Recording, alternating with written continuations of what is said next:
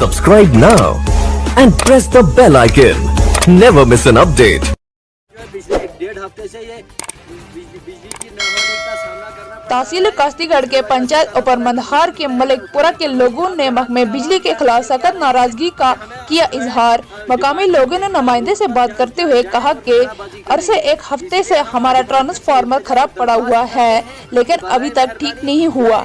इस सिलसिले में लोगों ने महकमे बिजली के हुकाम बाला से अपील करते हुए कहा कि जल्द अज जल्द बिजली ट्रांसफार्मर वागुजार किया जाए ताकि लोगों को राहत मिले। डेस्क से नसरीना बशीर के साथ कास्तीगढ़ से मोहम्मद अमीन जरगर की ये खास रिपोर्ट। नहीं दे पा रहे हैं। हालांकि किराया जो है वो कंटिन्यूसली हमें देना पड़ रहा है। इसी वजह से हमारा जो है ये धरना है यहाँ पर कि हम जो है रोड पर जाने के लिए तैयार हैं।